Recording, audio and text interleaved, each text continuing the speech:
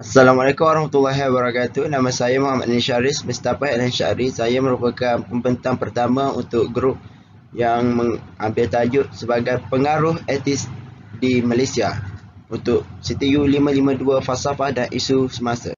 Kertas kerja ini disediakan oleh kami berenam iaitu Ahmad Al-Hakim, Muhammad Ikram, Muhammad Syahrul, saya sendiri, Nur Misha Mesara dan Saiful Afzaini Syam. Isi kandungan dalam pembentangan kami ialah pengenalan etis, sejarah kemunculan etis, objektif, kajian literatur, ciri-ciri etis, analisis dan pembincangan, dan terakhir ialah kesimpulan. Dan saya akan mengambil bahagian pengenalan etis. Etis mudah dikenali dengan perkataan tidak bertuhan. Dari segi bahasa, ialah satu fahaman yang tidak mempercayai kewujudan Tuhan.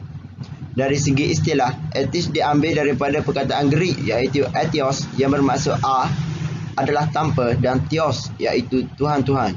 Tokoh-tokoh sejarawan terdahulu yang mengetengahkan idea etis tentang tiada kepercayaan terhadap kewujudan Tuhan dan Dewa menidakkan metafizik, kebangkitan dan perhitungan akhir. Mereka hanya berpegang pada logik akal dan sains semata-mata. Terdapat tokoh sejarawan yang mengatakan bahawa semua bayi yang baru dilahirkan merupakan etis kerana mereka tidak mengetahui tentang kewujudan Tuhan. Pada pandangan Barat, ideologi ini bukan hanya dihadapi oleh agama Islam sahaja. Malah, mereka juga bekerja keras menepis serangan dan tekanan daripada pemikiran sebegini. Golongan ini dikategorikan sebagai tidak beragama dan telah menjadi satu gaya hidup di Barat. Mereka menyifatkan kehadiran modernitas hari ini menyebabkan sifat humanisme, rasionalisme dan naturalisme. Tambahan pula, dapat menyebabkan tuntutan kebebasan massal daripada agama. Ini dapat menimbulkan rasa ingkar dan malah meragui wahyu Tuhan dan menolak Bible sebagai wahyu Tuhan. Tersebar dalam bidang politik, ekonomi dan kebudayaan. Dari pandangan Al-Quran, etis boleh dikategorikan sebagai syirik, murtad dan berdosa besar. Daripada surah Al-Jathiyah ayat 24 yang bermaksud, dan mereka berkata, tiadalah hidup yang lain selain daripada hidup kita di dunia ini. Kita mati dan hidup adalah silih berganti dan tiadalah yang membinasakan kita melainkan edaran zaman. Padahal mereka tidak mempunyai sebarang pengetahuan tentang hal itu. Mereka hanyalah menurut sangkaan semata-mata. Saya mengambil pandangan daripada ulama kontemporari iaitu Imam Ibn Khatir. Allah Ta'ala mengkhabarkan tentang perkataan kaum Dariyah daripada kaum kafir dan mereka yang mempunyai pemikiran yang sama dengan mereka daripada golongan musyrikin Arab yang mengingkari hari kiamat. Sebahagian mereka ialah golongan falsafah Dariyah yang mengingkari hari kiamat. Sebahagian mereka ialah golongan falsafah Dariyah yang mengingkari Tuhan yang mencipta dengan kepercayaan bahawa setiap 36,000 tahun semua benda akan menjadi seperti asalnya. Mereka mendakwa hal ini sudah berulang kali dan tidak akan berakhir. Maka ini mustahil bagi dalil akal dan dinafikan oleh dalil nakli. Seterusnya saya akan menjemput saudara saya Muhammad Syahrul bin Huzani untuk menyampaikan tentang sejarah etism. Assalamualaikum warahmatullahi wabarakatuh. Terima kasih kepada saudara Danish Haris. Saya Muhammad Syahrul bin Muhammad Al-Zani akan menyambung tentang sejarah etism dan cadangan mengatasi etism. Etism berasal dari perkataan Yunani etis bermaksud tiada Tuhan dan sering digunakan dalam perdebatan antara Kristian dan Yunani. Buku Encyclopedia of Religion ditulis etis adalah doktrin iaitu prinsip bahawa Tuhan tidak wujud dan kewujudan Tuhan adalah kepercayaan palsu. Encyclopedia Britannica New, sebuah buku menulis kritikan dan menolak kepercayaan metafizik tentang Tuhan atau makhluk halus. Dalam bahasa Arab, atheism dikenali sebagai mulhid atau ilhad, bermaksud menyeleweng daripada rupa sebenar. Perkataan lain juga digunakan dengan makna ateistik seperti dairiyah, zanadikah, tabi'iyah dan ladiniyah. Assalamualaikum, saya Ahmad Al-Hakim bin Mazawi. Saya ingin menerangkan dalil-dalil atheism. Pertama, kewujudan Tuhan tidak memenuhi kriteria sebagai satu kewujudan. mereka menyatakan Tuhan tidak punya jasad yang dapat diterima oleh para manusia dan tidak pula dapat dikesan oleh masing-masing. Perasaan manusia mengenai kewujudan Tuhan dianggap sekalian semata-mata. Kedua, masalah kesesaran di atas bumi. Dengan adanya kejahatan dan kesesaraan di dunia menunjukkan bahawa Tuhan yang mempunyai kuasa mutlak dan bersifat baik tidak wujud kerana mengizinkan kejahatan dan kesesaraan ini terus berlaku. Masalah ketiga, masalah logika. Para ateism memikirkan persoalan seperti adakah Tuhan itu berkuasa untuk mencipta satu batu yang terlalu berat dan tidak mampu diangkat oleh dirinya sendiri. Keempat, teori penipuan sendiri. Manusia mencipta Tuhan untuk sebagai kawalan sosial dan sebagai tongkat untuk menghadapi kematian atau kesusahan. Kelima, ketidaksinambungan. Terdapat beribu-ribu agama di dunia ini dan masing-masing mempunyai imej Tuhan tersendiri dan bercanggah antara satu sama lain. Objektif kajian. Pertama, memperkenalkan tokoh-tokoh ateism yang memulakan penyebaran fahaman yang menolak kewujudan Tuhan. Kedua, menganalisa pengaruh ateism di Malaysia dan dari semua aspek seperti ciri-ciri, faktor-faktor, kemunculan dan implikasi ateism. Ketiga, membincangkan langkah-langkah dan seterusnya untuk membendung ateism. Kajian literature. Isu-isu berkaitan dengan fahaman ateism. Ada sebuah tuhan dari ateis dari Kanada iaitu Atheist Republic yang mengadakan perjumpaan di Kuala Lumpur bertujuan untuk sempena Tumpahan cawangan di Kuala Lumpur yang memutuskan untuk menarik ahli baharu, khususnya bekas Melayu Muslim. Terdapat juga beberapa halaman di media sosial yang memutuskan ateism untuk menarik ahli-ahli baharu seperti Warren Atheist, Warren Atheist Corporation dan Atheist Republic of Malaysia. Perbincangan langkah-langkah khususnya untuk membendung ateis daripada merebak ke seluruh negara Malaysia. Contoh jabatan yang mengambil berat isu ini adalah seperti JAKIM, seperti Jabatan Agama Islam Selangor dan lain-lain. Tokoh-tokoh ateisme. Pertama, Percy Bysshe Shelley yang lahir pada zaman kecerahan dan telah menyerahkan satu artikel tulisannya bertajuk The Necessity of the Atheism kepada dekannya. Dekannya menolak dan dia dibuang oleh University of Oxford, England. Kedua, Karl Marx yang berpendapat bahawa semua agama termasuk Kristian hendaklah dipunahkan terlebih dahulu sebagai proses membina alam agar manusia menjadi Tuhan. Dia juga menyatakan manusia mencipta Tuhan, bukan Tuhan yang mencipta manusia. Ketiga, Friedrich Nietzsche. Friedrich Nietzsche ini sering membahaskan persoalan ketuhanan. Pada umur 1 beliau menolak agama Kristian yang menggalakkan kesudahan abadi. Beliau menurutnya manusia sudah tinggi dan tidak perlu tunduk pada kuasa Tuhan lagi. Okey, seterusnya. Assalamualaikum, nama saya Saifah Azani Syam bin Saifah Amran. Saya akan menerangkan ciri-ciri ateism.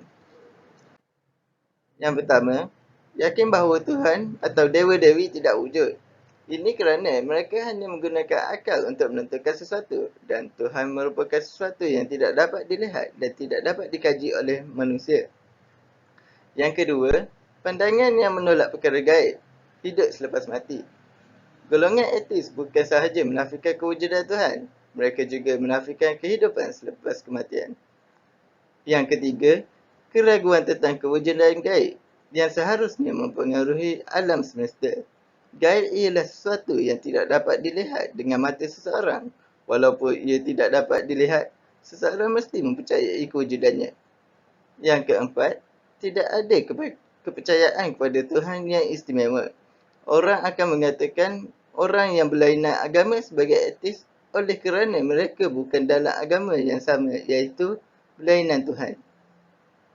Yang kelima, penolakan semua agama. Dalam hubungan ini, pantheism dalam pelbagai bentuknya menolak Tuhan yang transenden dan peribadi, tetapi mengetahui dan mengakui sesuatu yang mutlak. Sebagai contoh, undang-undang.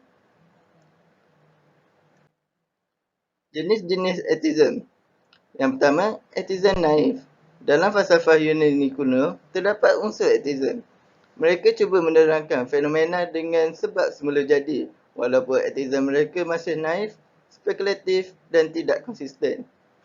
Yang kedua, atheism praktikal dan teori.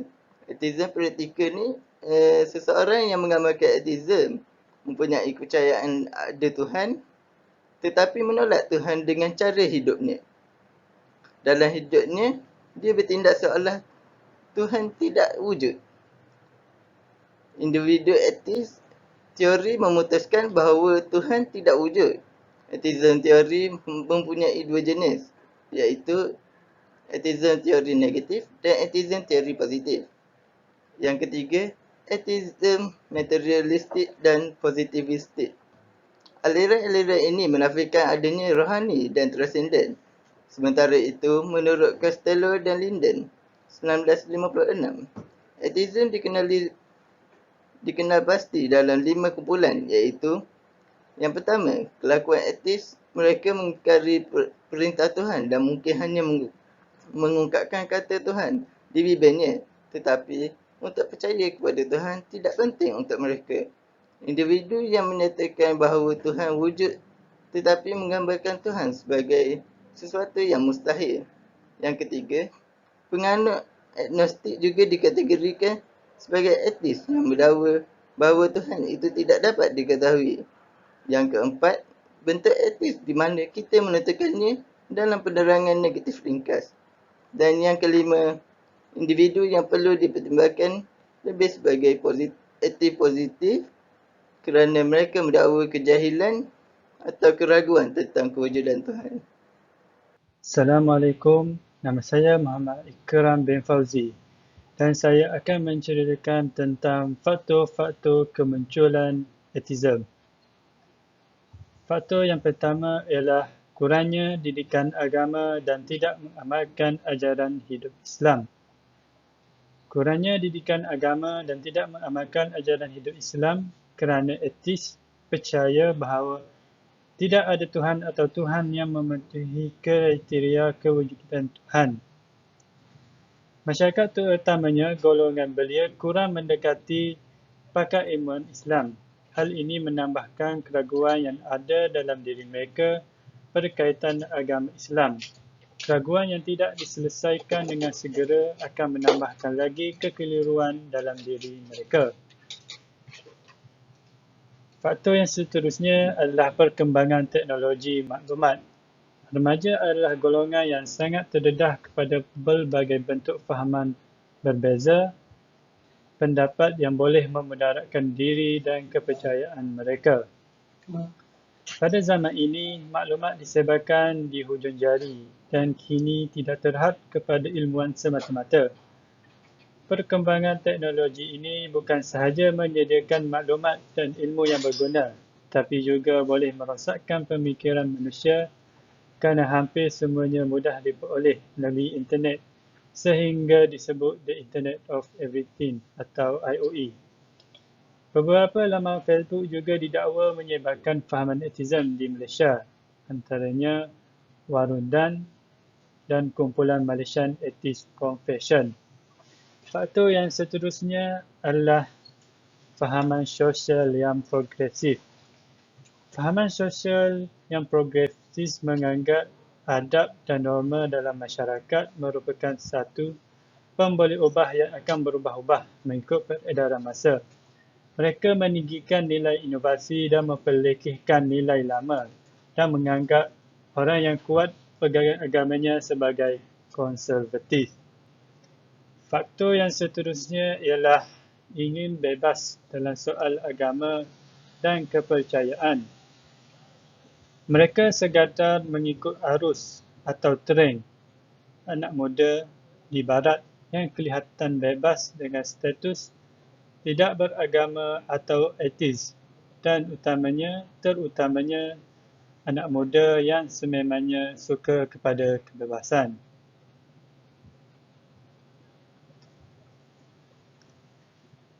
Assalamualaikum warahmatullahi wabarakatuh. Nama saya Nurmi Syamil Sarah binti Yazid dan saya akan membentangkan bahagian saya iaitu implikasi ateism. Seperti yang kita tahu, atheism ni dikaitkan dengan suatu fahaman iaitu menolak semua kewujudan Tuhan.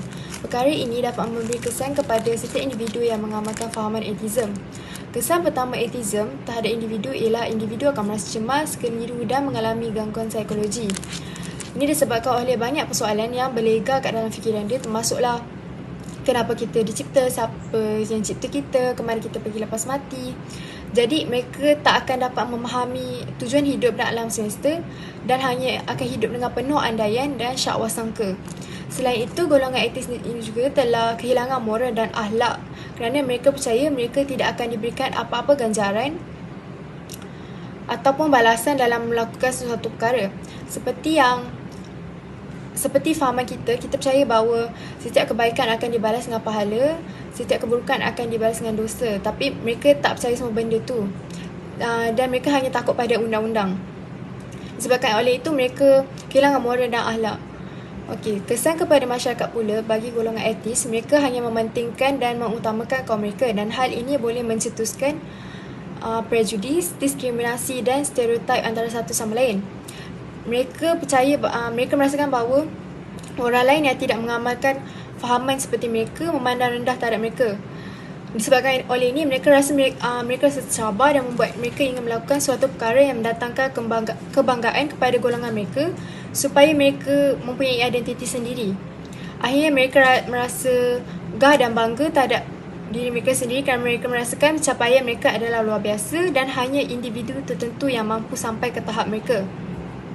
Selain itu, kepercayaan golongan ini boleh mengganggu ketenteraan awam dan merosakkan kehidupan beragama dan memusnahkan kepercayaan kepada Tuhan yang diamalkan oleh masyarakat di negara ini.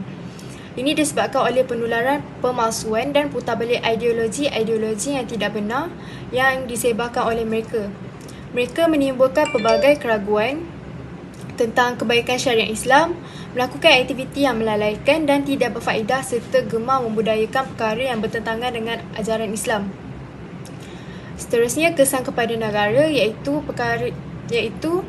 atheism akan menyebabkan negara kita mundur kerana wujudnya pemusuhan dan benci-membenci terhadap manusia yang berpegang pada agama dan sejurusnya menyukarkan penyatuan perpaduan antara rakyat Malaysia. Atheism juga telah menyalahi perlembagaan. Perlembagaan persekutuan menyatakan bahawa kebebasan beragama bukanlah bermakna kebebasan untuk tidak beragama. Jadi fahaman atheism ni adalah sebahagian daripada ancaman terhadap akidah umat Islam. Sekian, terima kasih. Terusnya, untuk cadangan bagi mengatasi golongan etis. Pertama, melakukan pendekatan secara ramah terhadap golongan etis. Memandangkan ini soal kepercayaan seseorang, strategi dan pendekatan yang berkesan diperlukan untuk mengawal penularan virus atheism dalam masyarakat. Kedua, perhebatkan aktiviti merangkumi anak muda. Menambahbaikkan pelbagai kaedah khususnya kepada generasi muda kerana mereka menjadi sasaran mudah terutama kepada mereka yang kurang didikan dan fahami ajaran Islam.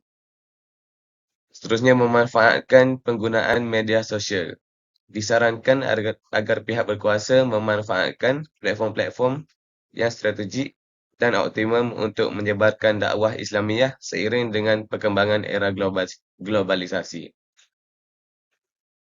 Seterusnya, bagi cadangan mengatasi golongan etis, pembangunan program-program yang komprehensif, berkesan dan berterusan untuk pencegahan, pembasmian, pemulihan dan peningkatan terhadap individu atau kumpulan yang terlibat dalam atheism. Dan terakhir sekali, mengatasi masalah perselisihan mazhab. Carilah satu sudut pandangan dan penyelesaian yang boleh mengatasi masalah perselisihan mazhab dan agama di kalangan umat Islam. Seterusnya, saya menjemput saudara Danish Haris untuk menyimpulkan kertas kerja kami. Terima kasih. Assalamualaikum. Saya Muhammad Danish Haris dan saya akan menyimpulkan tentang kajian yang kami telah lakukan. Sebagai kesimpulan, golongan ini perlu dibendung dengan kadar segera kerana pada arus kemodenan ini telah banyak memberi pengaruh kepada mereka, terutama golongan remaja dan dewasa sekarang. Mereka mudah terpengaruh dengan dan dimanipulasi oleh agenda-agenda yang menggugah akidah seseorang.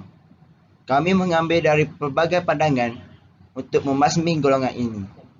Melalui kajian ini, kita dapat mengetahui ciri-ciri, prinsip dan faktor yang boleh diambil dan dicurahkan untuk mengatasi golongan ini. Akhir kata, kita sebagai umat Islam perlu menitik berat perkara ini dan mengambil langkah pencegahan yang serius untuk mengatasi perkara ini secara drastis dan profesional. Kita perlu berpegang teguh dengan prinsip-prinsip yang telah diberikan oleh Allah Subhanahu Wa Taala. Sekian daripada saya. Terima kasih.